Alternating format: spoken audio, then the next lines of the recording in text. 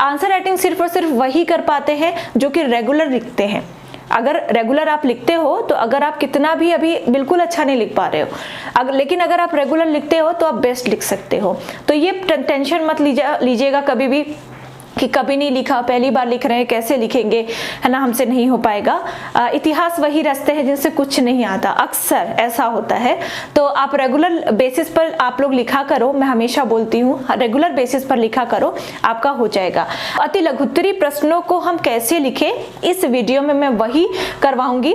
प्राचीन भारतीय इतिहास जब आपका खत्म हो जाएगा उसके बाद मैं लघुत्तरी प्रश्नों को लिखने का तरीका बताऊंगी और उसके बाद फिर लघुत्तरी प्रश्नों का टेस्ट लिया जाएगा। देन कुछ दिन बाद ऐसे ही दीर्घोत्तरी प्रश्नों का। इससे क्या हो जाएगा, अलग अलग टाइप के प्रश्नों को आप लिखना भी सीख जाओगे, प्रैक्टिस बनी रहेगी और आपके माइंड में एक मैप तैयार हो जाएगा कि अगर अति लघुत्तरी प्रश्न आया है तो हमें उसे कैसे लिखना है। तो आप में से कुछ लोगों ने तो बहुत अच्छा लिखा था, मतलब मैं जैसा एक्सपेक्ट कर रही थी लगभग वैसा ही आंसर आप लोगों ने दिया था। मैंने एक क्वेश्चन क्या दिया था, क्वेश्चन के तहत मैं आप लोगों को बताती हूँ कि आखिर किस तरीके से लिखना था। जिन्हें नहीं पता कि आखिर हम स्टार्ट कहाँ से करें, एंड कहाँ करें, उनके लिए है ये। सबसे पहले आप किसी भी क्वेश्चन को, अति लघुत्तरी की बात कर रही हूँ, आप किसी भी क्वेश्चन को स्टार्ट तभी कर पाओगे जब आपको उसके बारे में थोड़ी बहुत नॉलेज होगी। और नॉलेज कहाँ होगी, नॉलेज कैसे होगी, कहाँ नहीं, नॉलेज कैसे होगी जब आपने चीज़ों को पढ़ा होगा। अगर आपने सिंधु घाटी सभ्यता के बारे में पढ़ा होगा तभी आप कालीबंगा के बारे में लिख पाओगे। अगर आपने बौद्ध धर्म के बारे में पढ़ा होगा तभी आप संबोधि के बारे में लिख पाओगे। तो मैं हमेशा बोलती हूँ कि जो मैं पढ़ाऊँ वो तो पढ़िए ही पढ़िए। अति लघुत्तरी प्रश्नों के लिए ये बहुत महत्वपूर्ण हो जाता है कि आप लूसेंट को भी साथ में लेके पढ़िए। लूसेंट को साथ में लेके पढ़ने का मतलब क्या है, अब संबोधि शायद मैंने पढ़ाया होगा, लेकिन लूसेंट में क्या है कि टू द पॉइंट चीजें दी हुई है और एग्जामिनेशन हॉल में आपको सोचने का वक्त नहीं मिलेगा कि आप सोचो और लिखो। एक प्रश्न के लिए आप कम से कम 10 मिनट आपने सोचा फिर लिखा, आपके प्रश्न छूट जाएंगे। तो इसलिए ज़रूरी है कि लगातार आप पढ़ते रहिए। कुछ लोगों ने कहा, कुछ स्टूडेंट्स ने कहा कि मैम हम पढ़ते हैं लेकिन जब लिखने बैठते हैं तो आता नहीं है। वो इसलिए नहीं आता है क्योंकि आप रेगुलर नहीं लिखते हो। आज नहीं आएगा फिर से पढ़िए, कल भी नहीं आएगा फिर से पढ़िए, परसों भी नहीं आएगा फिर से पढ़िए, लेकिन एक दिन जरूर आएगा। रेगुलर लिखिए, चाहे एक ही प्रश्न क्यों ना लिखिए, एक ही क्वेश्चन क्यों ना लिखिए, लिखिए जरूर। अब मैं ये भी बता दूंगी आपको कि लिखना कैसे है, कि हम कहाँ से प्रश्न उठाए, मैं ये भी बता दूंगी आपको। चलिए, अति लघुत्तरी प्रश्नों को लिखने का तरीका क्या होता है, फर्स्ट ऑफ ऑल ये बताऊंगी, देन जो आपको एक क्वेश्चन दिए गए थे वहां से मैं एग्जाम्पल उठाऊंगी। लघुत्तरी प्रश्नों में अभी जो नया सिलेबस है उसके हिसाब से आपको 10 से 15 शब्दों में, 10 से 15 वर्ड्स में आपको क्वेश्चन कंप्लीट करना है।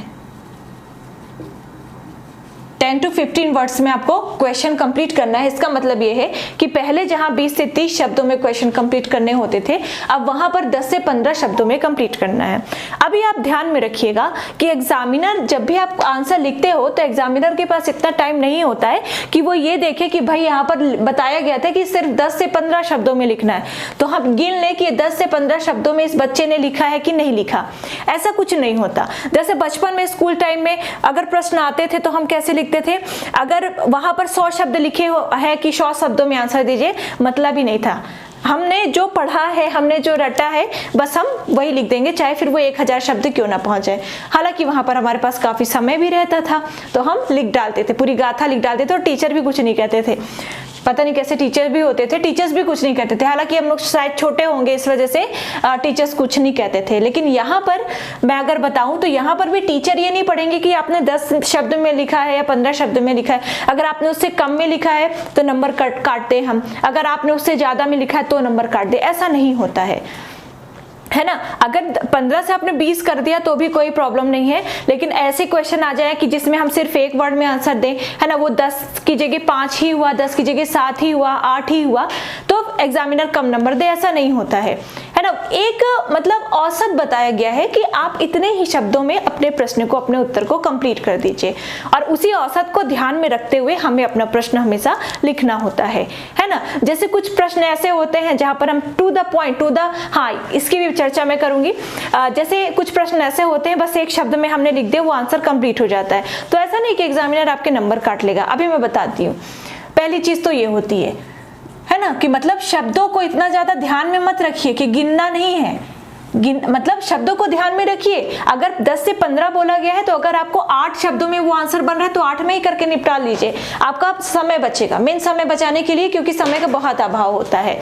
तो शब्दों पहली चीज क्या है कि शब्दों को एग्जामिनर काउंट नहीं करते, लेकिन काउंट नहीं करते तो इसका मतलब ये नहीं है कि हम उसमें कितने भी शब्द लिख दे, कितने भी शब्द डाल दे, ऐसा नहीं करना है। बल्कि करना क्या है कि हमें ऑन एवरेज 10 से 15 शब्द में लिखने हैं।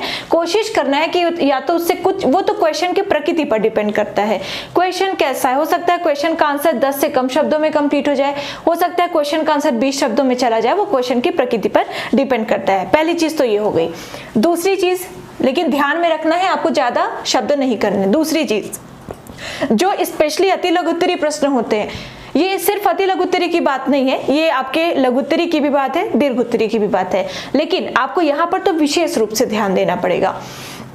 जो अति लघुत्तरी प्रश्न होते हैं उसे हमें टू द पॉइंट आंसर देने होते हैं। दूसरी चीज, टू द पॉइंट आंसर। अब आप लोग सोच रहे होंगे ये क्या है? टू द पॉइंट का मतलब है कि जो क्वेश्चन में पूछा गया है, अगर महाभाष्य पूछा गया है तो हमें महाभाष्य की ही वहां पर चर्चा करनी है, हमें महाभाष्य का ही वहां पर वर्णन करना है। अगर अष्टाध्यायी पूछा गया है तो हमें अष्टाध्यायी का ही वर्णन करना है। ऐसा नहीं कि अष्टाध्यायी पूछा गया है तो अष्टाध्यायी के लेखक पढ़नी है, फिर हमने पढ़नी का वर्णन शुरू कर दिया, ऐसा नहीं करना है। हमें सिर्फ और सिर्फ अष्टाध्यायी का वर्णन करना है। और टू द पॉइंट के अंतर्गत पहली चीज तो ये हो गई कि जिस चीज के बारे में पूछा है, जिसके बारे में पूछा गया है, सिर्फ और सिर्फ उसी का हमें आंसर देना है, पहली चीज। ठीक है, क्योंकि मैंने आप लोगों में से बहुत सारे लोगों के ऐसे पढ़े हैं आंसर जिसमें पतंजलि है, वो क्या दिया था मैंने, शायद महाभाष्य दिया था, महाभाष्य मैंने दिया था, उसमें कुछ लोगों ने आंसर लिखा है कि महाभाष्य के लेखक पतंजलि हैं, फिर पतंजलि का डिटेल कर दिया है कि पतंजलि शुंग के दरबार में रहते थे। नहीं, ये आपका आंसर टू द पॉइंट नहीं कहलाएगा। अगर महाभाष्य के बारे में पूछा गया है तो पतंजलि का वर्णन देने की कोई जरूरत नहीं, आपने इतना लिख दिया कि महाभाष्य के लेखक पतंजलि है, सफिशिएंट है। महाभाष्य के बारे में और उसके अलावा आप क्या चीजें जानते हो आप वो लिखो। तो जिसके बारे में पूछा गया है आपको सिर्फ और सिर्फ उसी के बारे में आंसर देना है, पहली चीज। दूसरी चीज, मान लीजिए कि 3 नंबर का प्रश्न है। 3 नंबर के प्रश्न में स्पेशली कहा जाता है कि 3 पॉइंट तो आप कम से कम लिखो ही लिखो। अब इन 3 पॉइंट्स में हमें कौन कौन से पॉइंट्स देने हैं? मान लीजिए कि महाभाष्य पूछा गया है, महाभाष्य में सबसे अधिक जो महत्वपूर्ण पॉइंट हमें लगता है ये तभी पता चलेगा जब हमें उस विषय के बारे में नॉलेज होगा। अगर उस विषय के बारे में नॉलेज है ना, तभी हम जान सकते हैं कि इस पर्टिकुलर क्वेश्चन का सबसे सटीक जो है पॉइंट वो यही होगा, ये सबसे महत्वपूर्ण पॉइंट जो है वो यही होगा। तो जनरली कहा जाता है कि 3 पॉइंट्स में आपको उत्तर देने हैं। अब इन 3 पॉइंट्स में जो सबसे अधिक महत्वपूर्ण है उसको आपको सबसे पहले लिखना है। वो पढ़ते पढ़ते अंदाजा लग जाता है ना। तो मान लीजिए 3 पॉइंट हैं, तो सबसे अधिक जो महत्वपूर्ण है, सबसे इंपॉर्टेंट जो पॉइंट है वो आपको सबसे पहले लिखना है। उसके बाद आपको जो इंपॉर्टेंट लगता है फिर वो लिखना है ना, और उसके बाद जो आपको इंपॉर्टेंट लगता है वो लिखना है। ऐसा नहीं कि महाभाष्य के बारे में पूछा गया है तो आप फिर महाभाष्य का एकदम डिटेल लिख दे, ऐसा नहीं करना है ना। ये भी बताऊंगी कि कैसे कैसे लिखना है, हमें अपना समय कैसे बचाना है, शब्दों को कैसे बचाना है। तो इस तरह से टू द पॉइंट का मतलब जिसके बारे में पूछा गया है सटीक आप उसी के बारे में आंसर दो। अगर सांची का स्तूप पूछा गया है तो सांची के स्तूप में हम अशोक के बारे में नहीं बताएंगे, हम सिर्फ ये बताएंगे कि अशोक के द्वारा बनवाया गया था। हम ये नहीं बताएंगे कि 13वें शिलालेख में लिखा हुआ है कि कलिंग युद्ध के बाद उसके हृदय में परिवर्तन हो जाता है, बौद्ध धर्म अपना लेता है, उसी के तहत 84,000 स्तूपों का निर्माण करवाता है, जिनमें से एक सांची का स्तूप है। ये लिखने का अपने पास समय नहीं है। सांची का स्तूप पूछा गया है तो सबसे पहले हमें यही लिखना है कि अशोक के द्वारा निर्मित, जिस सन में जिस अगर जो भी कुछ पता है। उसके बाद दूसरे नंबर पर उससे भी कम, थोड़ा सा आपको लगता है कि सबसे महत्वपूर्ण के बाद कौन सा महत्वपूर्ण हो सकता है, वो पॉइंट देना है। ऐसे आंसर को कहा जाता है टू द पॉइंट आंसर। मेरी फीलिंग्स को समझिएगा। हाँ, जब तक आप देखिए, ये चीजें ऐसी होती है कि हम रट के नहीं कर सकते, इसीलिए सिविल सर्विसेज इसे कहा जाता है ना। अगर आपके मन में, अगर आपके दिमाग में चीजें बैठ गई तो फिर आप आंसर लिख सकते हो, लेकिन अगर रट रटा के सोचो कि मैम आपने जो बताया हम सिर्फ वही लिखेंगे, है ना, हमने यहाँ पर ये रटा तो हम सिर्फ यही लिखेंगे, ऐसा नहीं होता। जरूरी नहीं है कि मैं जो पढ़ा रही हूँ वही आंसर आ जाए, वही क्वेश्चन आ जाए। क्वेश्चन घुमा फिरा के आते हैं, आपको थोड़ा सा दिमाग लगाना पड़ेगा। ठीक है, चलिए, तो ये तो हो गया आपका पहला। तो शब्दों को काउंट वो नहीं करते हैं एग्जामिनर, आपको अपने हिसाब से बैलेंस बनाना पड़ेगा। दूसरी चीज, कोई भी क्वेश्चन पूछा गया अति लघु उत्तरी में आपको टू द पॉइंट आंसर देना पड़ेगा। जो पूछा गया है, जिसके बारे में पूछा गया है, सिर्फ और सिर्फ उसी के बारे में बताना है। एटलीस्ट उस पर्टिकुलर टॉपिक के बारे में 3 चीजें तो बतानी ही बतानी है, जिनमें से सबसे महत्वपूर्ण सबसे पहले बताना, चाहे पॉइंट में लिखे या चार्ट बना के लिखे या फिर लाइन में या पैराग्राफ फॉर्म में लिखे, कैसे भी लिखे, आपको 3 चीजें बताना ही बताना। अगर नहीं आती है तो फिर माथा फोड़ने की जरूरत नहीं है, आप 1 या 2 पॉइंट में भी उसे खत्म कर सकते हो। जैसे संबोधि है, तो संबोधि में आप अगर इतना लिख दोगे, चूंकि 10 से 15 शब्द ही लिखने हैं कि महात्मा बुद्ध के ज्ञान प्राप्ति की घटना संबोधि कहलाती है। अब कहां कहां उन्हें ज्ञान प्राप्त हुआ ये भी आप ऐड कर सकते हो, चलेगा। लेकिन अगर आप इतना भी लिख दोगे तो आपको आराम से 3 नंबर मिल जाएंगे, नहीं 3 तो 2.5 नंबर तो आपको मिल जाएंगे। तीसरी चीज, आपकी हैंड राइटिंग। आपकी हैंड राइटिंग का मतलब ये नहीं है कि आपको मोतियों जैसे अक्षर लिखने हैं, आपको एकदम उसको सजा देना है, ऐसा नहीं है, बल्कि आपके जो अक्षर है वो एकदम समझ में आने चाहिए। क्योंकि किसी की कितनी भी अच्छी राइटिंग हो, अगर एग्जामिनेशन हॉल में वो क्वेश्चन लिखेगा, आंसर लिखेगा, तो उसकी राइटिंग बिगड़नी है, क्योंकि स्पीड इतनी तेज करनी होती है कि राइटिंग अपने आप बिगड़ जाती है। तो यहाँ पर हैंड राइटिंग का, अगर देखिए बहुत अच्छी राइटिंग अगर आपकी है तो एग्जामिनर सोचेगा भाई कितना तेज लिखना था, इतना कम समय था, इतने कम समय में भी सारे आंसर लिखे हैं इसने और इतनी अच्छी राइटिंग में लिखे हैं, तब तो आपको बोनस तो मिलेगा ही, अच्छा इफेक्ट तो पड़ेगा ही। लेकिन अगर किसी की अच्छी राइटिंग नहीं है तो ऐसा नहीं कि बस आप लेख लिखना शुरू कर दो हैंड राइटिंग बनाने के लिए, ऐसा नहीं करना है। आपकी राइटिंग ऐसी होनी चाहिए कि आपके अक्षर जो है वो समझ में आने चाहिए। बहुत सुंदर हैंड राइटिंग से ज्यादा प्रभाव नहीं पड़ता। हाँ, एक्स्ट्रा एग्जामिनर खुश तो होगा, क्लीन कॉपी दिखेगी। तो अगर आपकी एवरेज हैंड राइटिंग भी है तो भी चलेगा, बस आपके अक्षर समझ में आने चाहिए। आपकी जो कॉपी है ना, आंसर वाली जो कॉपी है जो एग्जाम में मिलेगी आपको, वो आपकी साफ दिखनी चाहिए, ज्यादा काटा पीटी नहीं होनी चाहिए। अगर किसी भी क्वेश्चन को लिख रहे हो, अगर गलत हो जा रहा है, कुछ बच्चे ऐसा करते हैं, जैसे मान लीजिए कुछ भी लिखा है, मान लीजिए गाय लिखा है ना, ये शब्द उनसे गलत हो गया तो इतना ज्यादा उसको काटते हैं, ऐसे करके इतना ज्यादा काटते हैं कि पूरी जो कॉपी है ना वो अजीब सी दिखने लगती है। अगर आप गाय मान लीजिए लिखा है, अगर आप गाय को इस तरह से भी काट दोगे तो भी एग्जामिनर को पता रहेगा कि इस बच्चे ने इसे काट दिया है ना। ऐसा काटने से कोई मतलब नहीं है, ऐसा ही काटिएगा, आपकी कॉपी क्लीन दिखेगी, ज्यादा उसमें नजर नहीं जाएगी। ऐसा काट दोगे तो फटाक से एग्जामिनर की नजर यहीं पर जाएगी। तो हैंड राइटिंग से इतना ज्यादा प्रभाव नहीं पड़ता है, बस अक्षर समझ में आने चाहिए, अक्षर समझ में आने चाहिए, प्लस कॉपी जो है वो आपकी थोड़ा क्लीन होनी चाहिए। ओके, आगे बढ़ें। कई सारे ऐसे नियम है जो हमेशा आपको अपने दिमाग में बिठा के रखने। इसके अलावा जब आप आंसर लिखते हो तो मैं मानती हूं कि पहले 15 प्रश्न पूछे जाते थे, अभी मान लीजिए 5 प्रश्न पूछे जाते हैं। 1, 2 अति लघु उत्तरी प्रश्नों की बात है, 3, 4 और 5। मान लीजिए 5 प्रश्न पूछे जा रहे हैं, आपने पहला प्रश्न लिख लिया, अब जो दूसरा प्रश्न है वो आपको याद नहीं आ रहा है, तो आपने सोचा कि अब 1 की जगह आप क्या कर लो, 3 प्रश्न लिख लो, प्रश्न क्रमांक 3 लिख लो या प्रश्न नंबर 3 लिख लो, 4 लिख लिया, फिर अचानक से 2 याद आ गया तो 2 भी लिख लिया, और अचानक से 5 जो है उसके बाद तो 5 बचा था वो लिख लिया। ऐसा नहीं करना है। करना क्या है आपको, प्रश्न नंबर 1 लिखा, अब प्रश्न नंबर 2 आपको नहीं आ रहा है, याद ही नहीं आ रहा है। अब हमें ये पता है कि हमें 4-5 लाइन तो कम से कम छोड़नी ही है एक प्रश्न के लिए। आपने लाइन छोड़ दी, प्रश्न नंबर 2 डाला, आपने लाइन छोड़ दी। जो आपकी एग्जाम कॉपी है ना, एग्जाम कॉपी में हाशिया वगैरह जो होता है वो सब पहले से बना हुआ होता है। लाइन वाली कॉपी होती है, इस तरह से हाशिया बना होगा, यहाँ पर स्पेस छूटा रहता है, यहाँ पर स्पेस छूटा रहता है, यहाँ पर लाइन होती है जिसमें आपको लिखना होता है, और यहाँ पर बॉक्स होते हैं, दो दो बॉक्स होते हैं एक एक लाइन छोड़ के, जिसमें आपको अपना क्वेश्चन नंबर डालना रहता है। जैसे मान लीजिए आप अति लघु उत्तरीय प्रश्न लिख रहे हो, तो अति लघु उत्तरीय प्रश्न नंबर 1 है, और अति लघु उत्तरीय प्रश्नों में कौन सा प्रश्न लिख रहे हो, पहला लिख रहे हो, तो यहाँ पर आपने पहला डाल दिया या ए नंबर डाल दिया।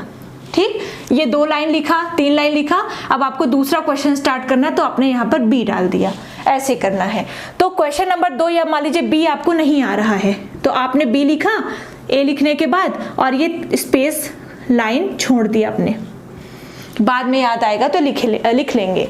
उसके बाद आपने सी लिखा, उसके बाद आपने डी लिखा, उसके बाद आपने ई लिखा। 5 प्रश्न लाइन से लिख लिए।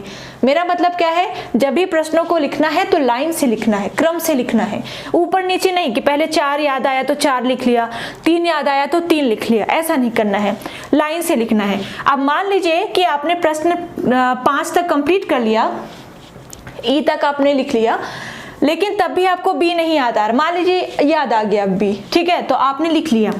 मान लीजिए नहीं याद आया, तो फिर आप क्या करेंगे, तो फिर आप इस जगह को खाली रहने दीजिए, यहाँ पर कुछ भी मत कीजिए। ठीक है, कुछ प्रश्न ऐसे होते हैं, जैसे मान लीजिए पहले जो प्रश्न आते थे पुराने सिलेबस के अकॉर्डिंग, उसमें एक प्रश्न ऐसे होते थे एक प्रकार के जिसमें 100 शब्दों में लिखना होता था। 100 शब्दों का मतलब है लगभग इस पूरे पेज में लिखना होता था। अभी क्या है, अभी जो लघु उत्तरीय प्रश्न है वो 50 शब्द कर दिए गए हैं, लेकिन पहले वो 100 शब्दों में लिखने होते थे। 100 शब्दों का मतलब लगभग एक पेज में आपको कंप्लीट करना होता था, और अब क्या है, अब आपको आधे पेज में कंप्लीट करना है, मतलब एक पेज में कोशिश करना है कि 2 प्रश्न हो जाए। तो पहले के अकॉर्डिंग बता रही हूँ। तो पहले मान लीजिए अगर कोई प्रश्न नहीं आ रहा है, मान लीजिए दूसरा नंबर होता था लघु उत्तरीय प्रश्न, तो 2 का मान लीजिए डी नहीं आ रहा है, तो ये लाइन छोड़ दी, ये पूरा जगह जो है, पेज जो है वो छोड़ दिया। अब बाद में भी नहीं याद आया तो हम क्या करते थे, पीछे गए कि भाई अभी जो डी नंबर क्वेश्चन है लघु उत्तरीय का वो हमने नहीं लिखा है, तो पीछे गए और उसको क्रॉस कर दिया, ताकि एग्जामिनर को पता चले कि जगह छूटी थी यहाँ पर, इसमें कुछ भी नहीं लिखा है ना, इसमें ये क्वेश्चन बच्चे से, स्टूडेंट से नहीं बन पाया, इसलिए उसने क्रॉस कर दिया। तो चौथी बात क्या है कि सभी प्रश्नों को क्रम से लिखना है।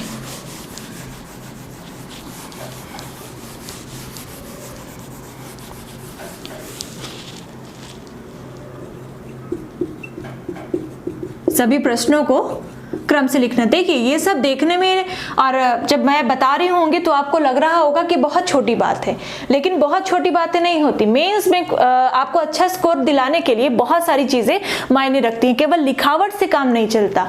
आपकी प्रेजेंटेशन कैसी है ना, पहला ही क्वेश्चन लिखा उसमें ही आपने काटपीट मचा दी और देखते ही चेक करने वाले का मूड खराब हो गया।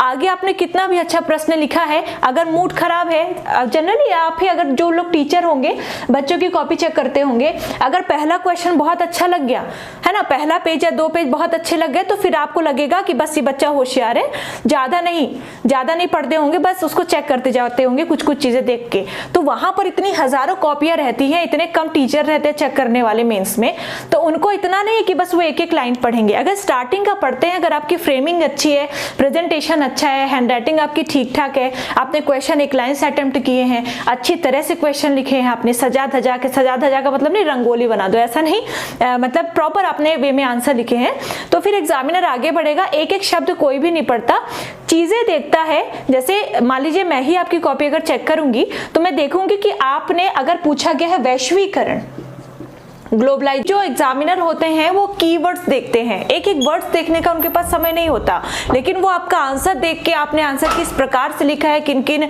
आपने पॉइंट्स का समावेश किया है, किन किन विशेष बिंदुओं पर आपने चर्चा की है, क्या क्वेश्चन की जो डिमांड थी उस डिमांड को आपने पूरा किया है अपने आंसर में, तो इस कारण से वो देखेंगे आपका कीवर्ड्स, और कीवर्ड्स देख के उनको इतना अंदाजा लग जाता है कि आपका आंसर जो है वो किस स्तर का है, और आपका एग्जामिनर आपका आंसर पूरा पढ़े। इसके लिए जरूरी है कि आपका आंसर इतना बेहतर होना चाहिए कि एग्जामिनर को ना चाहते हुए भी आपका आंसर पूरा पढ़ना पड़े। पहली चीज तो ये, ठीक है। अगली चीज, अगला नियम, कुछ बच्चों की मैंने कॉपी देखी, आप में से कुछ बच्चों की मैंने कॉपी देखी, इस तरह से उन्होंने लिखा है। मान लीजिए कि अगर ये एक कॉपी है और जनरली कॉपी में जिसमें हम सब यूज करते हैं, जिसे उसमें एक साइड हाशिया होता है और यहाँ पर ये लाइन होती है ना। तो जैसे मान लीजिए अगर उन्होंने क्वेश्चन नंबर 1 लिखा है तो क्वेश्चन नंबर 1 डाला, फिर यहाँ पर लिखा संबोधि और अंडरलाइन किया और फिर उसके बारे में लिखा। अगर क्वेश्चन नंबर 2 स्टार्ट कर रहे हैं, क्वेश्चन नंबर 2 लिखा, यहाँ पर लिख दिया क्या, कुछ भी, धर्मचक्र प्रवर्तन, मान लीजिए इसके बारे में पूछा गया, धर्मचक्र प्रवर्तन, बिना अंडरलाइन किए कुछ भी किए स्टार्ट कर देते हैं। ऐसा नहीं करना चाहिए। आप आंसर को जिस सीक्वेंस में लिख रहे हैं उसी सीक्वेंस का मतलब होता है यहाँ पर पैराग्राफ में लिखना है या पॉइंट में लिखना है, ये अलग बात होती है, ये अलग बात होती है। सीक्वेंस का मतलब है कि आंसर की जो आपका लिखने का तरीका होना चाहिए, जैसे मान लीजिए कि ये आपकी एग्जाम में ऐसी कॉपी मिलती है कुछ इस प्रकार से, यहाँ पर बॉक्स होंगे, है ना, यहाँ पर बॉक्स होंगे, यहाँ पर लाइन होंगी, ध्यान दीजिएगा, लाइन होंगी। आपने लिखा है अति लघुत्तरी का प्रश्न नंबर 1 आपने लिखा, अति लघुत्तरी ए है, मतलब 1 नंबर, सबसे पहले अति लघुत्तरी प्रश्न आता है, मतलब 1 नंबर, तो इससे ये पता चला कि अति लघुत्तरी प्रश्न है। उसके आगे आपने ए नंबर डाल दिया, ये है फर्स्ट नंबर अति लघुत्तरी प्रश्नों के लिए, ये आपने ये डाल दिया। अब उसका भी प्रश्न नंबर पहला है, अगर आप देख लीजिएगा पेपर में ABC लिखा है कि काखा गाघा लिखा है, अगर ABC लिखा है तो आप ए लिखेंगे, यहाँ पर आपने ए लिखा। अब मान लीजिए संबोधि पूछा गया है तो जस्ट यहाँ से आप संबोधि लिखेंगे, आप इस तरह से अंडरलाइन कर दीजिएगा और डैश कर दीजिएगा। मान लीजिए अगर आपको पैराग्राफ फॉर्म में लिखना है तो आप पैराग्राफ फॉर्म में लिखना शुरू कर दीजिए, पैराग्राफ फॉर्म में। अगर आपको पॉइंट में भी आंसर देना है तो संबोधि लिख के डैश करके छोड़िए, स्टार लगा के या ABC, या मतलब जिस तरह से आप लिखना चाहें, या इस तरह का ये एरो लगा के 3 या 4 पॉइंट जितने भी आप मेंशन करना चाहें मेंशन कर सकते हैं। तो चाहे आप पैराग्राफ फॉर्म में लिखें, चाहे आप आपके पॉइंट्स फॉर्म में लिखें, चार्ट फॉर्म में लिखें, लिखने का तरीका यही होना चाहिए। जिस चीज के भी बारे में पूछा गया है, अगर कण्व वंश के बारे में पूछा गया है तो यहाँ पर मान लीजिए यहाँ पर भी बॉक्स होते हैं, 2 बॉक्स होंगे। मान लीजिए कण्व वंश क्वेश्चन नंबर, अब आपने 3-4 क्वेश्चन लिख लिए, क्वेश्चन नंबर 5 है, मान लीजिए ई नंबर है, ठीक है। अब कण्व वंश आपको लिखना है तो बस वही कण्व वंश डाला, अंडरलाइन किया और लिखना शुरू कर दिया। मैं बताती हूँ कि किसे कैसे क्वेश्चन को आपको पैराग्राफ में लिखना है या पॉइंट में लिखना है, वो मैं बताऊंगी। दूसरी चीज ये हो गई, दूसरी चीज ये होती है, आप लोग जब लिखते हो, कुछ ये नियम है, देखिए इन नियमों को ध्यान में रखना बहुत जरूरी होता है। जब आप लोग लिखते हो तो मान लीजिए आपने संबोधि लिखा, मान लीजिए संबोधि आपका यहाँ पर खत्म हो गया, संबोधि आपका इस लाइन में खत्म हो गया। कुछ बच्चे क्या करते हैं, जस्ट यहाँ से संबोधि खत्म हुआ है और यहीं से दूसरा क्वेश्चन स्टार्ट कर दिया है। कुछ बच्चे ऐसा करते हैं कि संबोधि लिख रहे हैं, एक लाइन पहला पॉइंट अपना लिखा उन्होंने, फिर उसके बारे में लिखा, फिर एक लाइन छोड़ दिया, फिर एक लाइन छोड़ दिया, फिर दूसरा पॉइंट एक लाइन छोड़ के स्टार्ट किया, फिर लिखा, फिर एक लाइन छोड़ दिया, फिर अगला पॉइंट स्टार्ट किया। ऐसे नहीं, एक क्वेश्चन को लिखने में आप लाइन ना छोड़ें तो ही बेहतर है, स्पेशली अति लघुत्तरी प्रश्नों में। आपने संबोधि डैश किया, पहला पॉइंट अगर एक लाइन में कंप्लीट हो जाता है तो ठीक है, नहीं तो अगर 2 लाइन में कंप्लीट होता है तो जस्ट उसके नीचे अगले पॉइंट से अगली लाइन से स्टार्ट करेंगे। इस तरह से आपने लिखा। जब आपका प्रश्न नंबर 1 खत्म हो गया, खत्म होने के बाद एग्जामिनर को यह पता चलना चाहिए कि एक प्रश्न खत्म हो चुका है, इस कारण से एक लाइन छोड़ करके दूसरा प्रश्न लिखा गया है। तो ए नंबर खत्म हो गया, एक लाइन छोड़ दिया, यहाँ पर लिखा आपने, यहाँ पर लिखा आपने, यहाँ पर लिखा आपने, खत्म हो गया, यहाँ से एक लाइन छोड़ा। अब यहाँ से अपना प्रश्न क्रमांक आपने सी लिखना शुरू कर दिया। मतलब एक प्रश्न के बीच में, स्पेशली अति लघुत्तरी में तो लाइन मत छोड़िएगा। और लाइन कब छोड़ना है, जब एक प्रश्न आपका कंप्लीट हो जाए तो उसके बाद हर हालत में एक लाइन छोड़िए, और एक लाइन छोड़ने के बाद दूसरा, इससे कॉपी जो है वो आपकी नीट एंड क्लीन दिखती है ना, चेक करने वाले को भी थोड़ा अच्छा लगेगा, है ना। तो कुछ इन बातों का आपको विशेष ध्यान रखना है। अब और किन बातों का ध्यान रखना है, वो ये कि मैंने आपको बोला था कि हैंडराइटिंग कोई मायने नहीं रखती, अक्षर समझ में आने चाहिए, और अक्षर समझ में आने के साथ ही जो अक्षर है, जो आपकी हैंडराइटिंग है, जो आपकी लिखावट है, वो बिल्कुल शुद्ध होनी चाहिए। शुद्धता का विशेष ध्यान रखना चाहिए, शुद्धता का विशेष ध्यान देना है। अशुद्ध बिल्कुल नहीं लिखना है ना, काटा पीटी भी नहीं मचानी है, ना ही आपको अशुद्ध लिखना है। अक्षर जो है ऐसे लिखने हैं जो एग्जामिनर को, कॉपी चेक करने वाले को समझ में आ सके। तो आपको शुद्धता का विशेष ध्यान देना है, और शुद्धता का विशेष ध्यान देने के क्रम में आपको सबसे ज्यादा ध्यान देना है अपने विराम चिन्हों पर, विराम चिन्हों पर। अब चूंकि आप सिविल सर्विसेज की तैयारी कर रहे हो, बचपन में भी खूब लिखा होगा आपने, तो इतना अब आपको पता ही होगा कि आखिर पूर्ण विराम का उपयोग कहाँ किया जाता है, कॉमा का उपयोग कहाँ किया जाता है, सिंगल इन्वर्टेड कॉमा का उपयोग कहाँ किया जाता है, डबल इन्वर्टेड कॉमा का उपयोग कहाँ किया जाता है, और भी जो भी विराम चिन्ह है उनका उपयोग कहाँ किया जाता है। तो विराम चिन्हों का भरपूर प्रयोग करना है। भरपूर का मतलब है जहां पर जिस विराम चिन्ह का उपयोग है वहां पर आप उसका उपयोग जरूर करें, अपने लिखावट में विराम चिन्हों का प्रयोग करें, और साथ में अपनी लिखावट को बिल्कुल शुद्ध लिखें, है ना। अशुद्धता जो है कतई बर्दाश्त नहीं है एमपीपीएससी को। हैंडराइटिंग अच्छी हो ना हो, बट आपकी कॉपी अशुद्ध नहीं होनी चाहिए। कुछ स्टूडेंट्स होते हैं जो कि बहुत अच्छा लिखते हैं, बहुत सुंदर लिखते हैं, लेकिन वो अशुद्ध लिखते हैं, तो वो भी बहुत गलत होता है। भले कम अच्छा लिखें लेकिन शुद्ध लिखें। उसके बाद मान लीजिए अब आप आगे लिखेंगे, चलिए आती लघुत्तरी में तो फैक्ट ही पूछा जाता है। लघुत्तरी या दीर्घोत्तरी में कुछ प्रश्न ऐसे होंगे जहां पर आपको बहुत सारे फैक्ट भी इंक्लूड करने पड़ते हैं अपने से। तो आपको लगता है कि किसी विशेष क्वेश्चन के लिए ये फैक्ट बहुत आवश्यक हो सकता है। आंसर आपने लिखा, आंसर लिखने में आपको कोई भी ऐसा फैक्ट मिला तो आपने वहां पर क्या कर दी, अंडरलाइन कर दी। अंडरलाइन करने से क्या होगा, कोई भी शब्द उसके नीचे अंडरलाइन कर दी। अंडरलाइन करने से क्या होगा, जब एग्जामिनर कॉपी चेक करेगा तो उसको कीवर्ड्स ढूंढने नहीं पड़ेंगे। मैंने बताया ना कीवर्ड ढूंढते हैं, वो कीवर्ड्स ढूंढने नहीं पड़ेंगे, उन्हें आपके अंडरलाइन वाले शब्द दिखेंगे, वो समझ जाएंगे कि हाँ बच्चे ने ये चीजें जो है वहां पर मेंशन की है। तो जो भी इंपॉर्टेंट आपको लगे, जैसे मैं अगर बात करूं जो आपके टॉपिक हो चुके हैं, मौर्यवंश हुआ है, मान लीजिए अशोक का धम्म से कोई क्वेश्चन पूछ लिया जाता है, तो अशोक का धम्म मान लीजिए डिटेल में आ जाता है या लघुत्तरी में आ जाता है, तो वहां पर आप मेंशन ये तो करोगे अशोक के 13वें शिलालेख में, अशोक के 13वें शिलालेख में कलिंग युद्ध का वर्णन है, जिसके तहत पता चलता है कि कलिंग युद्ध के बाद अशोक का धम्म परिवर्तन हो गया। मतलब जो भी चीजें होंगी धम्म के बारे में वो चीजें आप लिखोगे। तो ये 13वें शिलालेख या फिर कलिंग युद्ध, जो आपको लगता है कि ये इंपॉर्टेंट हो सकता है इस क्वेश्चन के लिए, वो आप यहाँ पर लिख दो। तो 13वां शिलालेख लिख दिया, या फिर कलिंग अभिलेख, सॉरी कलिंग युद्ध, अभिलेख नहीं कलिंग युद्ध, या फिर कलिंग युद्ध लिखा है ना। ये पूरा डिटेल आपने लिखा, और 13वें शिलालेख में या फिर कलिंग युद्ध में जरूरी नहीं है कि एक पूरे आंसर में सिर्फ एक में ही अंडरलाइन करना है। आपको जितने इंपॉर्टेंट शब्द दिखते हैं कि हाँ ये इंपॉर्टेंट फैक्ट हो सकता है, आप उसमें अंडरलाइन कर दो। जब भी एग्जामिनर आपकी कॉपी चेक करेगा उसे सीधे सीधे अंडरलाइन वाले शब्द दिखेंगे, वो समझ जाएगा कि क्या लिखा है, खुश हो जाएगा, क्योंकि उसको मेहनत नहीं करनी पड़ेगी। कॉपी चेक करने वाले को जितनी कम मेहनत लगती है वो उतना ही खुश होता है। समझ आ गया, ये हो गया।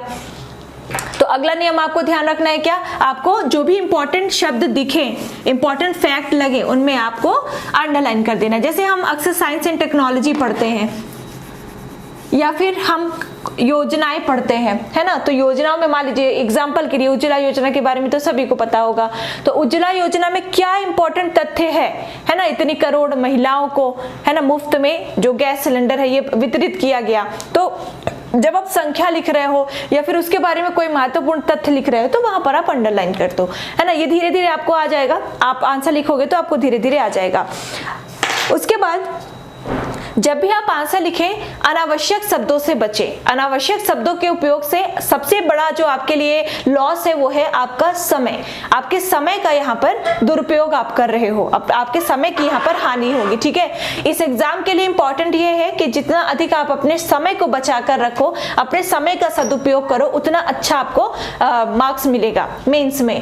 तो अनावश्यक शब्दों से बचना है आपको। जैसे मैंने बताया था टू द पॉइंट आंसर देना है, टू द पॉइंट आंसर देना है। इसका मतलब क्या है, जिसके बारे में पूछा गया है बस उसी के बारे में आपको आंसर देना है।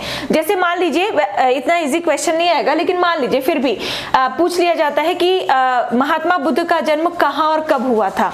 तो हमने लिखना शुरू कर दिया कि महात्मा बुद्ध का जन्म, डेट लिख दी कि इस डेट को हुआ था, इस स्थान पर हुआ था, ये स्थान यहाँ पर स्थित है, नेपाल के तराई वाले भाग में स्थित है।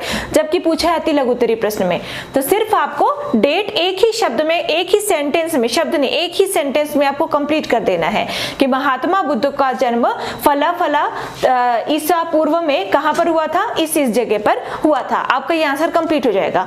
अब यहाँ पर जरूरी नहीं है कि एशिया के ज्योति पुंज या फिर एशिया का, ये सब तो चीजें हम लिखेंगे तब मेंटेन हो जाएगी। या फिर अगर मैं दूसरा एग्जांपल लूं तो कुछ क्वेश्चन पूछे गए थे जो आपको, जैसे आप लोगों ने लिखा था पतंजलि के बारे में लिखा था, पूछा गया था महाभाष्य, ठीक है, शायद मैंने इसका एग्जांपल अभी पहले पिछली वीडियो में दिया भी है। पतंजलि के महाभाष्य के बारे में पूछा गया था और कुछ लोगों ने पतंजलि का डिटेल लिखा था। तो ऐसा नहीं है कि आपको वहां पर एक्स्ट्रा नंबर दिए जाएंगे। एग्जामिनर को ये, हाँ बच्चे को अच्छा नॉलेज है, पतंजलि के बारे में भी ये जानता है, तो ये आपका ही लॉस है, नंबर आपको उतने ही मिलेंगे। अगर आपने सारा आंसर लिखा, नंबर आपको उतने ही मिलने वाले हैं, तो क्यों फालतू में अपना टाइम वेस्ट करें। तो अनावश्यक शब्दों से बचे। जितना क्वेश्चन में पूछा गया है, अगर क्वेश्चन में पूछा गया है कारण पूछा गया है, जैसे कलिंग युद्ध के क्या कारण थे या कलिंग युद्ध के क्या परिणाम हुए, तो अगर परिणाम पूछा गया है लघुत्तरी में तो सिर्फ और सिर्फ परिणाम बताएंगे। हाँ, ये अलग बात है अगर दीर्घोत्तरी में पूछ लिया जाता है तो वहां हमें डिटेल देना पड़ेगा, क्योंकि हमें वहां पर शब्द सीमा अपनी बढ़ानी है। तो स्पेशली अति लघुत्तरी और लघुत्तरी प्रश्नों में टू द पॉइंट आंसर देने की बात मैंने बताई है, और इसका सीधा सा मतलब यह है कि अनावश्यक शब्द हमें वहां पर नहीं लिखने हैं। अगली चीज, अगला नियम जो है इस परीक्षा का, आपको परीक्षा हॉल में भी सिर्फ एक पेन का उपयोग करना है और सिर्फ और सिर्फ ब्लू पेन से लिखेंगे, यही सही होता है। और इस कारण से जरूरी ये है कि आप अभी से सिर्फ और सिर्फ एक पेन की आदत डालें, है ना। किसी भी ब्लू डॉट, ब्लू जेल नहीं, ब्लू जेल से क्या होता है, स्पीड नहीं आती है और आपकी कॉपी खराब होने की संभावना भी बनी रहती है। मान लीजिए आप लिख रहे हैं मेंस में जेल पेन से, आपको अचानक प्यास लग गई, आप पानी पी रहे हो और पानी की एक भी बूंद अगर आपकी कॉपी में गई तो आपकी पूरी कॉपी बर्बाद हो जाएगी जेल पेन की वजह से। तो इस कारण से किसी भी एक ब्लू डॉट पेन को आप अपने हाथ में सेट कर ले। उसके अलावा जब आप प्रैक्टिस करें उसके अलावा किसी भी पेन से ना लिखे, जरूरी नहीं है किस पेन से लिखे, जो भी पेन आपके हाथ में सेट हो। पतला पेन, पतले पेन से हैंडराइटिंग जो है जल्दी बनती है, मतलब स्पीड आती है, तो पतले पेन का उपयोग कीजिएगा। अब वो पेन कोई भी हो सकता है, ठीक है, ब्लू डॉट पेन आपका जो भी हाथ में फिट बैठे। होगा क्या कि उसी पेन से अगर आपकी स्पीड बनी हुई है तो फिर आप जब एग्जामिनेशन हॉल में जाओगे तो आपको जैसे नया पेन आ जाता है, या फिर एग्जाम में हम पहले क्या करते थे बचपन में, एकदम नया नया पेन खरीद के रखते थे कि एग्जाम में लिखेंगे। इससे होता क्या था एग्जाम में कि जब नया पेन होता है तो आप देखते होंगे ना कि उसकी स्पीड बहुत धीमी होती है, जब वो थोड़ा सा हम चला लेते हैं उसके बाद फिर वो अच्छे से फ्लो में लिखना स्टार्ट करता है। तो यही होता है कुछ। तो आपको मेंस एग्जाम में ऐसा नहीं करना है कि नया पेन बस लेके जाना है, वहीं पर लिखना है। पहली बात तो एक ही पेन का उपयोग कीजिए, उसी से हमेशा प्रैक्टिस कीजिए। और दूसरी चीज, अगर आपको जो भी पेन एग्जाम मतलब जिससे आप प्रैक्टिस कर रहे हो, सीधी सी बात है उसी तरह का पेन, वही पेन आप लेके जाओगे एग्जाम में, तो आप एग्जाम में एकदम न्यू इंक का पेन मत लेके जाना, है ना। पहले ही कम से कम 8-10 पेन थोड़े थोड़े लिख के और छोड़ देना, ताकि आपकी वो जो फ्लो है ना पेन का वो बना रहे। नहीं तो वो बहुत रफ सा चलता है स्टार्टिंग में, है ना, बहुत जल्दी नहीं चलता है। तो ब्लू डॉट पेन का उपयोग करें, सिर्फ और सिर्फ एक ही पेन का उपयोग करें। और अगली चीज है कि हमेशा जब घर पे भी प्रैक्टिस करें या टेस्ट दें आप, तो अपने आंसर को आप लाइन वाली कॉपी में लिखें, है ना। प्लेन कॉपी में बिल्कुल ना लिखें, क्योंकि एग्जाम में आपको लाइन वाली कॉपी मिलती है और प्लेन कॉपी में थोड़ा सा कहीं ना कहीं हम डिस्ट्रैक्ट हो जाएंगे, है ना। अगर मान लीजिए प्लेन कॉपी मिलती है एग्जाम में तो हम यहाँ पर भी प्लेन कॉपी में ही प्रैक्टिस करते, लेकिन चूंकि वहां पर लाइन वाली कॉपी मिलती है तो यहाँ पर भी आप लाइन वाली कॉपी से लिखें। तो ये कुछ 8-10 आपके नियम है, इन नियमों को आपको एकदम अपने मन में बिठा लेना है कि नियमों से आपको अलग नहीं जाना है ना। चाहे वो आपका टू द पॉइंट आंसर हो, चाहे वो हैंडराइटिंग की बात हो, चाहे वो शुद्धता की बात हो, चाहे वो क्रम की बात हो कि आंसर हमें क्रम से देना है, चाहे वो फिर अनावश्यक शब्दों की बात हो, पेन की बात हो, लाइन की बात, क्योंकि हर एक चीज बहुत मायने रखती है।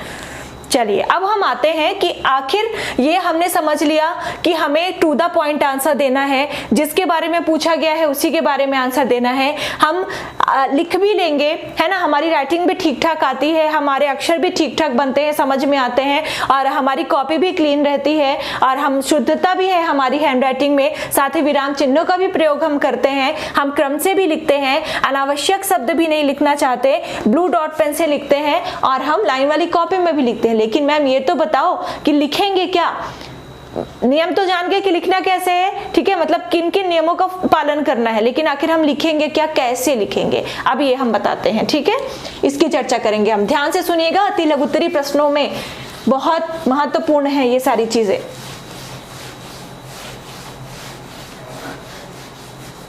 और ये मान के चलिए कि अगर अति लघुत्तरी प्रश्न में अच्छा स्कोर हो जाता है ना, आपके मेंस में सिलेक्शन की संभावना बहुत बढ़ जाती है।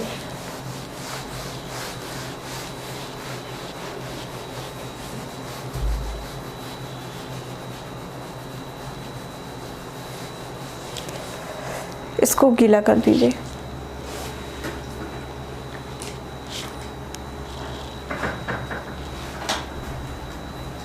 चलिए अब हम ये देखते हैं कि आखिर हम प्रश्नों को लिखेंगे कैसे, शुरुआत कैसे करेंगे, किन किन हिसाब से करेंगे, क्या सारे आंसर हम पॉइंट में देंगे, ये सही रहेगा, क्या सारे आंसर हम पैराग्राफ फॉर्म में देंगे, क्या ये सही रहेगा, इन सभी चीजों की चर्चा करते हैं।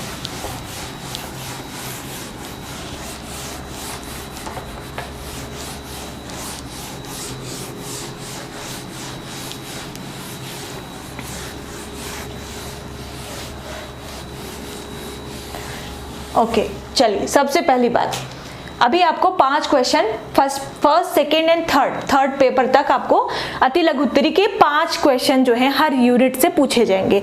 इसके लिए जरूरी ये है कि अब हर यूनिट को आपको तैयार करना है। पहले क्या होता था कि अगर हमें एंशिएंट हिस्ट्री में इंटरेस्ट नहीं है तो एंशिएंट हिस्ट्री को चलो कोई बात नहीं छोड़ देते, हालांकि छोड़ने से भी कुछ पहले भी काम नहीं बनता था, क्वेश्चन वही एवरेज ही आते थे सभी से। लेकिन अब क्या है कि अब तो एंशिएंट से भी पूछा जाएगा, आपको पढ़ना ही पढ़ना पड़ेगा। आपका मध्यकालीन भारत से पूछा जाएगा, आधुनिक भारत से पूछा जाएगा। तो हर टॉपिक पर आपको समानता या समान जो है पढ़ाई करनी है, हर टॉपिक को आपको बराबर लेके चलना है। जैसे मान लीजिए अति लघुत्तरी में 5 प्रश्न आते हैं, 4 5 है ना, 5 ही आते हैं ना। क्या है कि नया सिलेबस चेंज हुआ है, कभी कभी मैं खुद कंफ्यूज हो जाती हूँ। तो 5 प्रश्न आते हैं मान लीजिए, उन 5 प्रश्नों में अभी हम मानते हैं प्राचीन इतिहास का। पहला क्वेश्चन क्या आया, मान लीजिए पहला क्वेश्चन आया त्रिपिटक। जो आपको क्वेश्चन दिए गए थे उन्हीं में से मैं बताती हूँ। पहला क्वेश्चन क्या आया, पहला आया त्रिपिटक। दूसरा क्या आया, मान लीजिए आया महाभाष्य। तीसरा क्या आया, इब्न बतूता,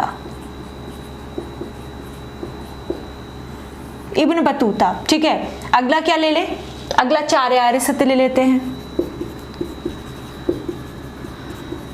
4 आर्य सत्य ले लिया। और अगला क्या ले ले, अगला ले लेते हैं हम यजुर्वेद, ठीक है। अगला ले लिया हमने यजुर्वेद। ये 5 प्रश्न आए आपके एग्जाम में। शायद आपको त्रिपिटक नहीं दिख रहा है, त्रिपिटक में और नीचे लिख देती हूँ। अब देखिए, अगर हमने इतिहास पढ़ा है, किसी भी बच्चे ने अगर इतिहास पढ़ा है तो ये तो बिल्कुल सही बात है कि अगर इतिहास आपने पढ़ा है तो ये टॉपिक तो कुछ ना कुछ तो आता ही होगा, इन टॉपिक्स में कुछ ना कुछ तो आता ही होगा। लेकिन इस टॉपिक के बारे में सबसे महत्वपूर्ण जो चीजें हैं वो हमें आनी चाहिए, क्योंकि हमें वहां पर सटीक चीजें लिखनी है ताकि हमें 3 में से 3 नंबर मिल सके। 3 में से 2.5 या 2 या 1.5 वाली बात हो ही ना, 3 में से 3 नंबर हमें वहां पर मिल सके। इसके लिए जरूरी क्या है, अगर इतिहास पढ़ रहे हैं, स्पेशली अगर हम प्राचीन या मध्यकालीन इतिहास पढ़ रहे हैं, तो हमें लूसेंट का सहारा लेना है। लूसेंट का क्यों, जब मैं आपको डिटेल में पढ़ाती हूँ, डिटेल में भी वही चीजें हम पढ़ के चले जाते हैं जो लूसेंट में दी गई हैं।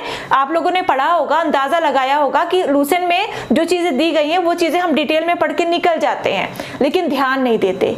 डिटेल में पढ़ने से क्या होता है, अगर आगे महाभाष्य या त्रिपिटक आ गया तो हमें सब कुछ इंपॉर्टेंट लगने लगता है।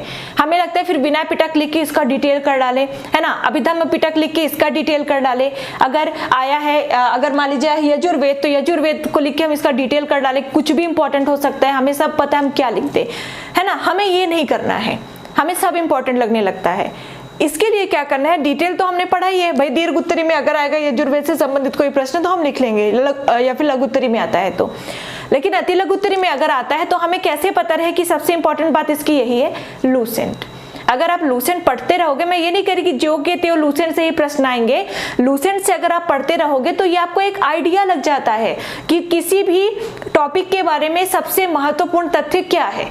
अगर त्रिपिटक वहां पर दिया होगा तो मेरे हिसाब से लूसेंट में त्रिपिटक बता दिए गए होंगे कि सुत्त पिटक, विनय पिटक, अभिधम्म पिटक, है ना, थोड़ा थोड़ा बता दिया गया होगा कि नियम संग्रह जिसमें है ये चीजें, है ना। अगर महाभाष्य पढ़े होगे तो महाभाष्य में मेरे ख्याल से तो यही बताया होगा कि महाभाष्य के लेखक पतंजलि है और पतंजलि शुंग के जो है दरबारी थे, मेरे ख्याल से यही बताया होगा। ठीक है, मैंने भी काफी बार पढ़ी है।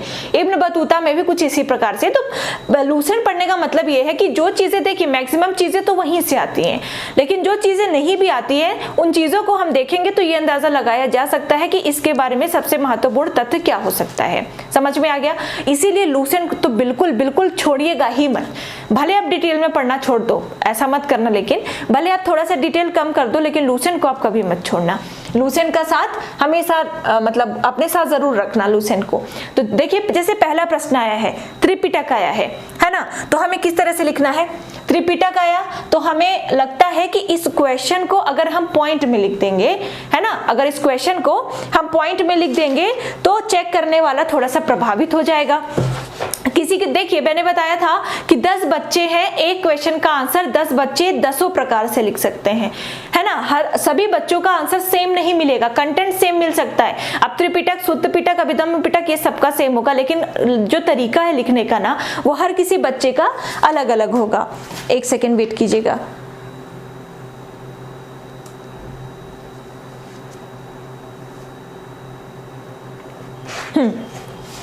हर किसी बच्चे का लिखने का तरीका अलग अलग होगा। जरूरी नहीं है कि किसी का अच्छा है, किसी का गंदा है, ऐसा नहीं है। हर बच्चा अपने अपने हिसाब से लिखता है आंसर। तो जैसे अब आपको लगेगा कि त्रिपिटक को हम अपनी भाषा में अगर हम चार्ट बना के लिखें या पॉइंट में लिखें तो हम बेहतर लिख सकते हैं, तो आप लिख दो, है ना। क्या लिख सकते हैं हम कि त्रिपिटकों से बौद्ध धर्म के सिद्धांतों की जानकारी प्राप्त होती है, ये निम्नलिखित है। त्रिपिटकों से बौद्ध धर्म के सिद्धांतों की जानकारी प्राप्त होती है, ये निम्नलिखित है। ठीक है, आपने लिख दिया, डैश किया, त्रिपिटकों से बौद्ध धर्म के सिद्धांतों की जानकारी प्राप्त होती है, ये निम्नलिखित है, डैश कर दिया। ठीक है, डैश के बाद नीचे लिखा, मैं यहाँ पर नहीं लिख रही हूँ, डैश के बाद नीचे लिखा, पहला लिख लिया आपने विनय पिटक, विनय पिटक।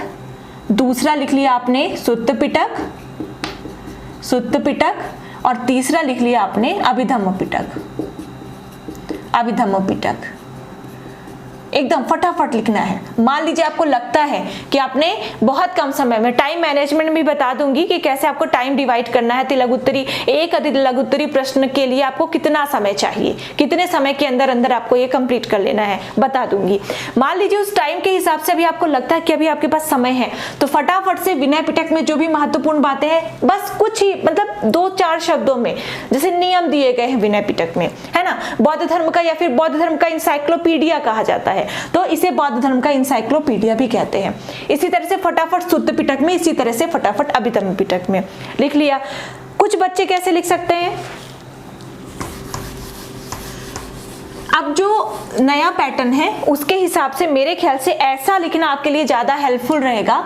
जैसे त्रिपिटक पूछा गया है, आपने नीचे, आप नीचे आए, अंडरलाइन करके आप नीचे आए, नीचे लिखना है ये, ठीक है, मैं ऊपर लिख रही हूं। आपने त्रिपिटक लिखा, आपने त्रिपिटक लिखा, ठीक है, जैसे भी आपको डिजाइन अच्छी लगती हो फटाफट से डिजाइन की, और ये तीनों विनय पिटक, सुत्त पिटक या अभिधम्म पिटक लिख लिया, या फिर नीचे नीचे बना करके विनय पिटक, सुत्त पिटक, अभिधम्म पिटक लिख लिया, इस तरह से भी। तो इसे आप चार्ट फॉर्म में भी लिख सकते हैं, इसे आप पॉइंट में भी लिख सकते हैं, और इसे मतलब कुछ क्वेश्चन ऐसे होते हैं जिन्हें हम तीनों प्रकार से लिख सकते हैं, लेकिन कुछ क्वेश्चन ऐसे होते हैं जिन्हें हम सिर्फ पैराग्राफ फॉर्म में ही लिख सकते हैं। तो ये हो गया आपका त्रिपिटक, समझ में आ गया। अब कुछ बच्चे ऐसा भी लिख सकते हैं कि विनय पिटक, सुत्त पिटक और अभिधम्म पिटक जो है त्रिपिटक कहलाते हैं। तो थोड़ा सा आंसर तो सही लिखा है आपने, लेकिन कहीं ना कहीं चेक करने वाले को ये लगेगा कि इसके अंदर क्रिएटिविटी की कमी है, तो थोड़ा सा अपने अंदर क्रिएटिविटी को भी लाना है। तो चाहे आप फिर पॉइंट में लिखिए, चाहे आप फिर चार्ट में लिखिए। चार्ट में लिखने से क्या होगा, आपका समय बचेगा, शब्दों को लिखने का समय बचेगा। आपने ऐसा लिखा, इसमें आगे डैश कर दिया कि बौद्ध धर्म का इंसाइक्लोपीडिया, इसके आगे जो भी इसकी विशेष बातें सुत्त पिटक में जो भी दिया हुआ है वो लिख लिया, अभिधम्म पिटक में डैश करके जो भी दिया हुआ है वो लिख लिया। समझ में आ गया।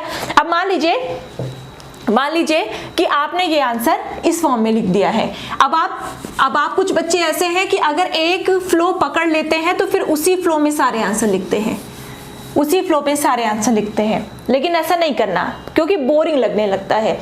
तो जैसे आपने ये चार्ट फॉर्म में लिखा था ना, अब अगला क्वेश्चन क्या आया, महाभाष्य आया। महाभाष्य आया, आपने इसको चार्ट फॉर्म में लिखा, ठीक है। अब जैसे महाभाष्य आया क्वेश्चन, इसके नीचे मैं बता रही हूँ, इसके नीचे महाभाष्य में पहला क्या लिख लिया, या फिर आप इसे पैराग्राफ में भी लिख सकते हैं, ठीक है।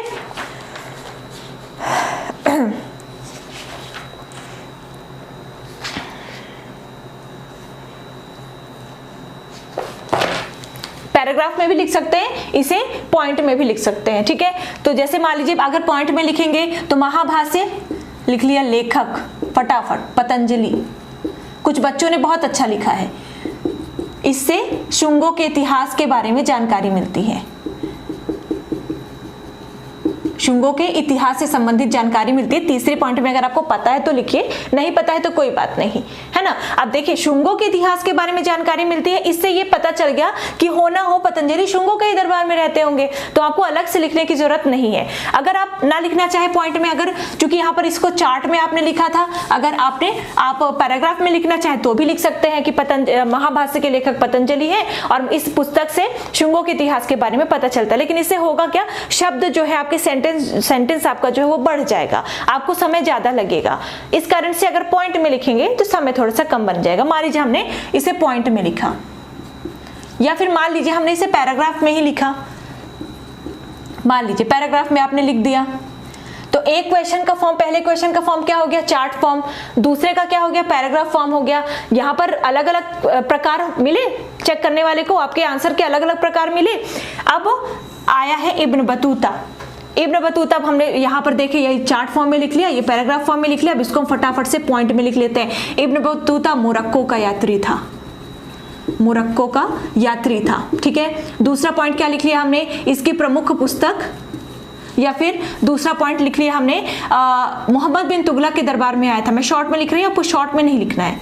मोहम्मद बिन तुगलक के दरबार में 1333 में आया था। और अगला पॉइंट लिख लिया प्रमुख पुस्तक या प्रमुख यात्रा वृत्तांत रेहला। देखिए तीनों जो सबसे महत्वपूर्ण बातें थी इब्न बतूता के बारे में वो भी कंप्लीट हो गई, हमारा समय भी बचा। और जब भी एग्जामिनर चेक करने जाएगा, ठीक है, जो भी चेक करेंगे आपकी कॉपी, तो वो तुरंत मोरक्को का यात्री था, मोहम्मद बिन तुगलक के दरबार में आया था, प्रमुख पुस्तक रेहला।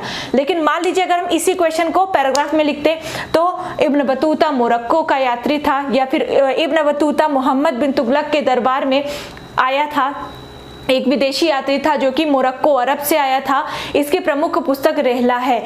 थोड़ा बड़ा सेंटेंस हो गया, थोड़ा पढ़ने में भी बोरिंग हो गया, सॉरी। तो इसलिए कुछ प्रश्न ऐसे होते हैं जो कि हमारी सोच पर डिपेंड करते हैं, ठीक है, कि हम उसको कैसा वहां पर शो कर रहे हैं। तो आपने ये तीनों लिखा, फटाफट से एग्जामिनर ने देखा, पढ़ा, उसको बहुत आसानी से सारे फैक्ट मिल गए, चेक किया, आपको आराम से 3 नंबर दे देगा, ठीक है। तो आपका ये आंसर चार्ट में हो गया, आपका ये आंसर पैराग्राफ फॉर्म में हो गया, ये आंसर आपका पॉइंट में हो गया। आगे बढ़ेंगे, अगला क्वेश्चन है 4 आर्य सत्य। इसको भी आप कई तरीके से लिख सकते हो। आप चाहो तो देखिए अब ये 4 आर्य सत्य, हमें 4 सत्य बताने हैं। ये 4 सत्य अगर हम पॉइंट में बताएंगे तो ज्यादा बढ़िया रहेगा, जल्दी से शो हो जाएगा, है ना। तो इसलिए पैराग्राफ फॉर्म को तो पहले ही हम यहाँ पर स्किप कर देते हैं। अब दो चीजें बचती हैं, या तो हम पॉइंट में बताएं या तो हम चार्ट में बताएं। अब आपको इन दोनों में से कौन सा ज्यादा सही लग रहा है, आप खुद चूज कर लो। आपने देखा यहाँ पर हमने पॉइंट में आंसर दिया था। अब एक काम करते हैं, अब 4 आर्य सत्य को हम थोड़ा सा चार्ट में बना देते हैं। तो कुछ नहीं, 4 आर्य सत्य लिखे, टू द पॉइंट आंसर क्या है, 4 आर्य सत्य, क्योंकि शब्द सीमा बहुत कम है, ये चारों लिख लिया, ठीक है। क्या क्या लिखा, दुख समिताएं, दुख निरोध गामिनी प्रतिपदा, ये 4 आर्य सत्य कंप्लीट कर लिया। आराम से आपको 3 नंबर देगा, क्योंकि समय शब्द सीमा भी कम है। अगर मान लीजिए आप चार्ट फॉर्म में लिखना चाहे, सॉरी चार्ट तो बना लिया, चार्ट भी कई प्रकार के बना सकते हैं, मटर चार्ट, आलू चार्ट, टिक्की चार्ट क्या बोलते हैं उसे, ठीक है, थोड़ा सा सब्जेक्ट से अलग हो गए। चलिए चार्ट भी कई फॉर्म में बनाए जा सकते हैं, जैसे अभी मैंने जो बनाया था 4 आर्य सत्य का, वैसा दूसरा आप इस तरह से भी बना सकते हो।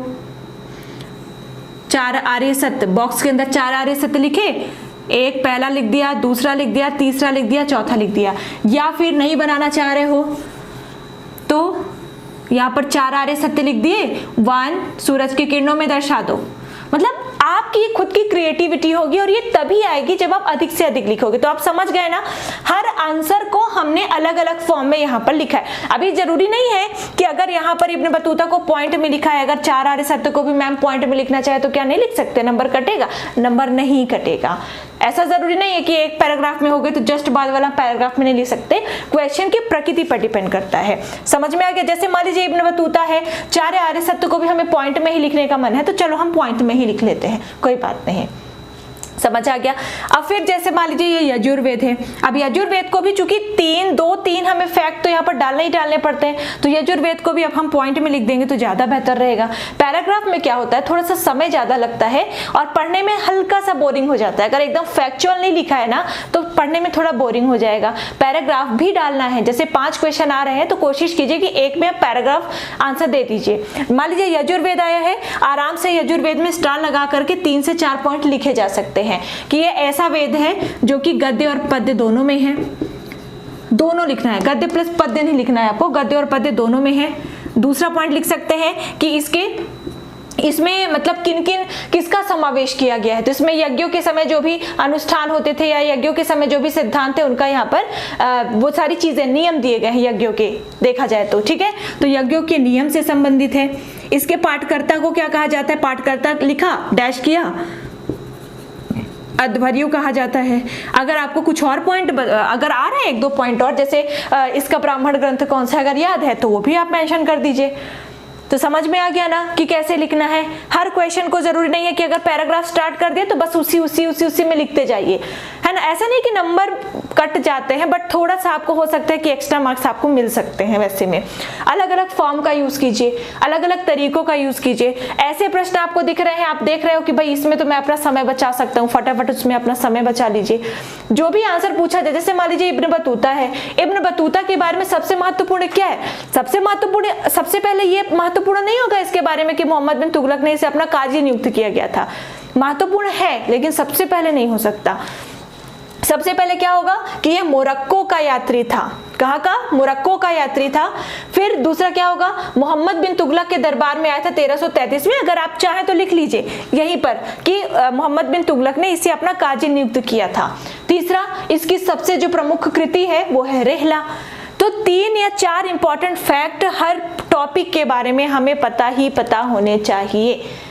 समझ में आ गया? आई होप आपको समझ में आ गया होगा किस तरह से आंसर लिखना है, अलग अलग फॉर्म का यूज करना है। ये तभी बन पाएगा जब लगातार प्रैक्टिस करेंगे। हाँ, प्रैक्टिस कैसे करनी है, मान लीजिए कि आज आपने गुप्त काल पढ़ा और अभी आपने सिर्फ और सिर्फ सीखा है कि अति लघुत्तरी प्रश्नों को कैसे लिखते हैं। आपने आज गुप्त काल पढ़ा, टॉपिक आपका कंप्लीट हो गया। आप ओल्ड पेपर उठाइए 2014 से 2018 तक के, है ना, वो आपको ऑनलाइन भी मिल जाएंगे और एक बुक आती है पुणेकर की, उसमें सारे आपको पेपर मिल जाएंगे 2014 से 18 तक के। तो आपने पूरा पेपर उठाया 14 से 18 तक का, अति लघुत्तरी में विजिट किया, गुप्त काल से कौन कौन से प्रश्न आए हुए हैं लूसेंट पढ़ने के बाद, है ना। गुप्त काल से कौन कौन से प्रश्न आए हुए हैं, अगर प्रश्न आया है आप उठाइए, आप उसे लिखिए। अगर हो सके, देखिए अभी तो फिलहाल नहीं, वही मैंने बताया फर्स्ट प्रायोरिटी अभी मेरी है कि आपका कोर्स हो जाए। लेकिन मान लीजिए कि अगर मैं चेक करना स्टार्ट कर देती हूँ तब तो आप बेशक मुझे भेजना, और अगर नहीं कर सकती तो आप लिखते रहिए, ठीक है। मतलब एक समय ऐसा आएगा जहां पर आपको पता चल जाएगा, लिखते लिखते ही ये आता है। ये कोई किसी को सिखा नहीं सकता है, ये एक खुद हर किसी की ये अपनी खुद की क्षमता होती है।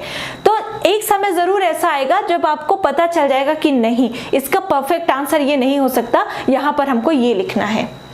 और लगातार पढ़ते रहिए जो भी चीज़ें आ रही हैं। अभी तो फिलहाल हिस्ट्री का टेस्ट हुआ है, अब मैं सोच रही हूँ आपका सेकंड टेस्ट क्यों ना एथिक्स का हो जाए, क्योंकि कुछ आपके थिंकर्स भी कंप्लीट हो चुके हैं। यूनिट 1 भी, यूनिट 1 है या यूनिट थर्ड है, यूनिट 3 भी आपकी कंप्लीट हो चुकी है।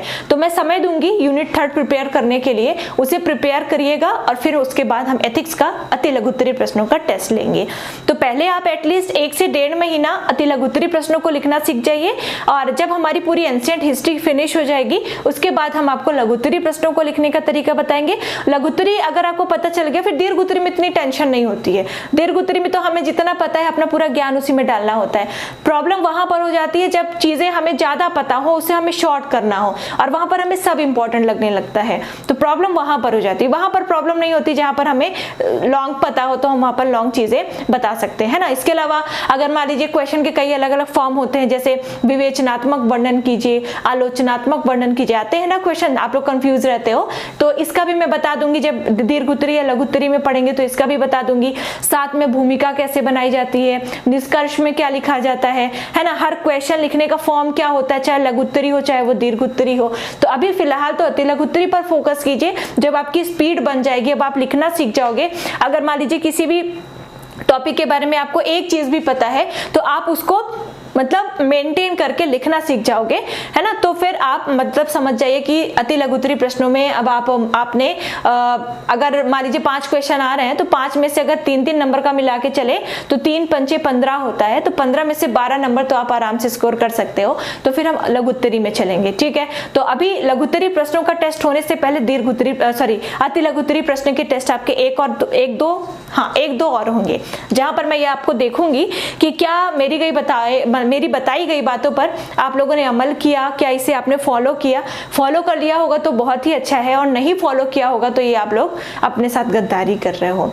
तो इस तरह से विदा लेती हूँ। काफी दिनों के बाद ये वीडियो बना पाई, इसके लिए मैं क्षमा चाहती हूँ। आप लोग जरूर प्रैक्टिस कीजिएगा, सारी चीजों को फॉलो जरूर कीजिएगा। जरूरी नहीं है कि मैंने बताया है तो आप बस ये सूरज की किरणें ही बना दो, आप खुद से शायद और अच्छा कर पाओ, है ना, शायद खुद से और अच्छा कर सकते हो, तो आप वहां पर उसे जरूर फॉलो कीजिएगा। इस तरह से थैंक यू सो मच।